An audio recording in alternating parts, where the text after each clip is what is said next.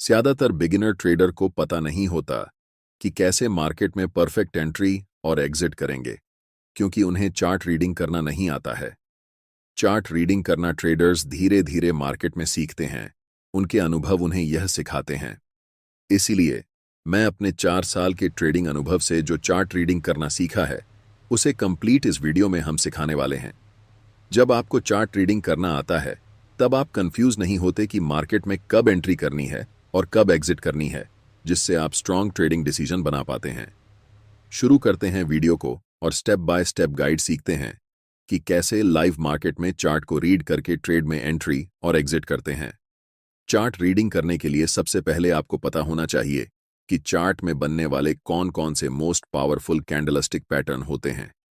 अगर आप इन 6 सबसे पावरफुल कैंडलस्टिक पैटर्न को सीख लेते हैं, तो आपको और कोई कैंडलस्टिक पैटर्न सीखने की जरूरत नहीं है, क्योंकि यही सबसे पावरफुल कैंडलस्टिक चार्ट्स पर देखने को मिलते हैं और इनकी एक्यूरेसी सबसे ज्यादा होती है।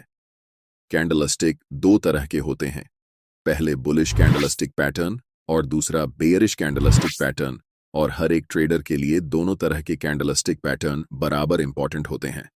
सबसे पहले हैमर कैंडलस्टिक पैटर्न है और इसका just opposite inverted hammer candlestick pattern होता है। Second most powerful candlestick pattern bullish engulfing होती है और इसका just opposite bearish engulfing candlestick pattern होता है। Third most powerful candlestick pattern morning star candlestick pattern होती है और इसका just opposite evening star candlestick pattern होती है। ऊपर के रो में दिख रहे सभी candlestick pattern bullish candlestick pattern हैं और नीचे वाले रो में जो भी कैंडलस्टिक दिख रही हैं, ये सारे बेयरिश कैंडलस्टिक पैटर्न हैं।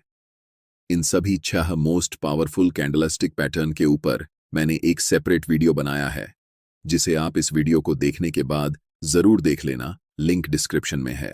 कैंडलस्टिक पैटर्न को सीखने के बाद अब हम चार्ट ट्रेडिंग करना सीखेंगे। चलिए इस एग्जाम्पल के साथ समझते हैं। यह चार्ट भारत पेट्रोलियम का है, 15 मिनट टाइम फ्रेम में। चार्ट में हमेशा आपको यह ढूंढना है कि उस पार्टिकुलर टाइम में बायर्स ज्यादा स्ट्रांग हैं या फिर सेलर्स ज्यादा स्ट्रांग हैं। और यह कैसे हम डिसाइड करेंगे कि इस समय बायर्स और सेलर्स में से कौन स्ट्रांग है? इसके लिए हमें कैंडल के साइज को देखना होता है। यहां प्राइस जब ऊपर जा रही है, तब बड़े बड़े स्ट्रांग ग्रीन कैंडल्स बनाते हुए ऊपर जा रही है, लेकिन जब प्राइस नीचे आ रही है, तब छोटे छोटे रेड और ग्रीन मिक्स कैंडल्स बनाते हुए नीचे की ओर आती है।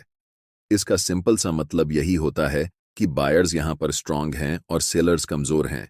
इसीलिए ऐसी सिचुएशन में हमें बाय साइड में पोजीशन प्लान करनी चाहिए। इस छोटे से डाउन ट्रेंड के बाद 3 बड़े बड़े ग्रीन कैंडल्स बनाते हुए प्राइस तेजी से ऊपर जाती है और ये 3 बड़े कैंडल्स हमें बताती हैं कि उस समय मार्केट में बायर्स बहुत ज्यादा मजबूत हैं।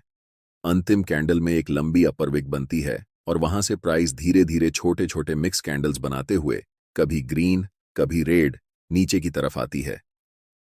यहां ध्यान देने वाली बात यह है कि जब प्राइस ऊपर जा रही थी, तब सिर्फ 3 कैंडल्स में प्राइस ऊपर चली गई, लेकिन जब प्राइस नीचे की तरफ आती है, तब धीरे धीरे स्मॉल कैंडल्स बनाते हुए नीचे आती है, जो हमें बताती है कि सेलर्स इस समय बहुत वीक हैं। ऐसी सिचुएशन में हम बाय पोजीशन के लिए प्लान करते हैं।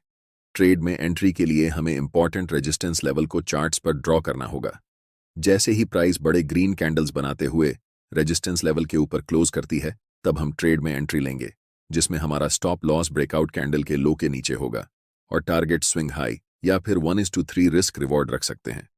यहां हम एक डाउन ट्रेंड के उदाहरण पर चर्चा करेंगे।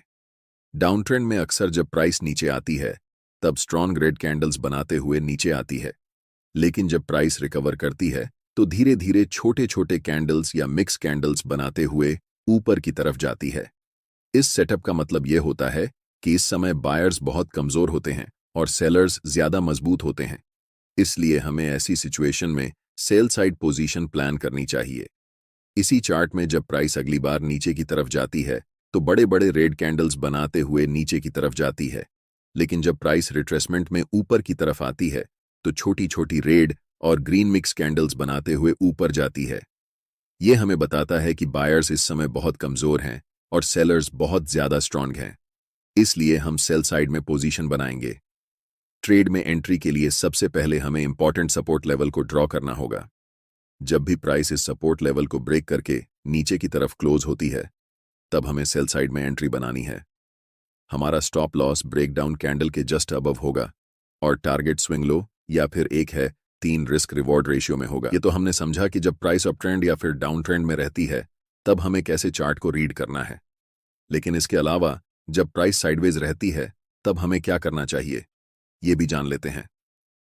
साइडवेज मार्केट में हमारे लिए सबसे इंपॉर्टेंट होते हैं सपोर्ट एंड रेजिस्टेंस लेवल, क्योंकि यही ऐसे लेवल होते हैं जिन्हें प्राइस रिस्पेक्ट करती है।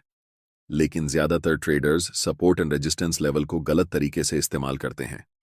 मैं आपको एक एडवांस तरीका बताऊंगा जिससे आप इंट्राडे या ऑप्शंस ट्रेडिंग में सबसे ज्यादा एक्यूरेसी हासिल कर सकते हैं। स्क्रीन पर दिख रहा चार्ट 3 मिनट टाइम फ्रेम का है और यह 5 सितंबर का है। यहां पर प्राइस रेंज बाउंड है, यानी प्राइस एक पार्टिकुलर रेजिस्टेंस लेवल पर जाती है और वहां से लौटकर एक पार्टिकुलर सपोर्ट लेवल पर आती है। इन दोनों रेजिस्टेंस और सपोर्ट लेवल के बीच में प्राइस समय बिता रही है।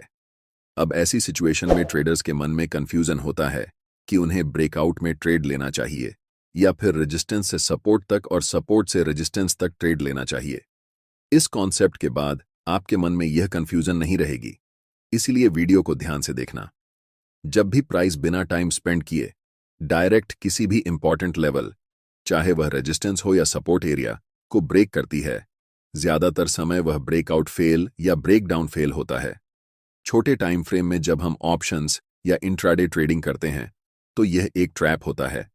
जब प्राइस डायरेक्ट सपोर्ट लेवल को तोड़ती है तो हमें ब्रेकडाउन की ओर एंट्री नहीं लेनी चाहिए, बल्कि हमें उस समय सपोर्ट से रेजिस्टेंस तक ट्रेड में एंट्री करनी चाहिए और प्रॉफिट बनाना चाहिए। अब आपके मन में सवाल उठ रहा होगा कि प्राइस कब ब्रेकआउट या ब्रेकडाउन करती है। इसे पहचानना बहुत आसान है, ज्यादा मुश्किल नहीं। जब भी प्राइस को ब्रेकआउट या ब्रेकडाउन करना होता है तो वह इंपॉर्टेंट लेवल पर या उससे पहले बहुत सारा टाइम स्पेंड करती है, यानी उस लेवल पर कई कैंडल्स बनती हैं।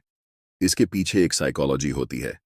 ज्यादातर ट्रेडर्स सोचते हैं कि जब प्राइस सपोर्ट से रेजिस्टेंस तक या रेजिस्टेंस से सपोर्ट तक जाती है तो इस बार भी ऐसा ही होगा, लेकिन उनके लिए यह एक ट्रैप होता है। प्राइस वहां ज्यादा टाइम इसलिए स्पेंड करती है ताकि बड़े ट्रेडर को लिक्विडिटी मिल सके। रिटेल ट्रेडर्स बाय पोजीशन में एंट्री लेते हैं और उनका स्टॉप लॉस सपोर्ट एरिया के ठीक नीचे होता है। जैसे ही प्राइस इस सपोर्ट एरिया को तोड़ती है, उन सभी रिटेल ट्रेडर्स का स्टॉप लॉस हिट होता है और प्राइस स्ट्रांगली बड़े बड़े रेड कैंडल्स बनाते हुए नीचे निकल जाती है। इसलिए ब्रेकआउट या ब्रेकडाउन से पहले हमें यह देखना होता है कि प्राइस इंपॉर्टेंट लेवल पर टाइम स्पेंड कर रही है या नहीं।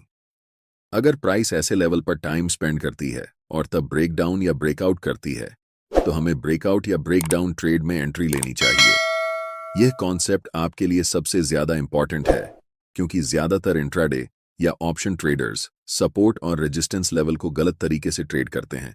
इसलिए मैंने इस कॉन्सेप्ट को डिटेल में समझाया है।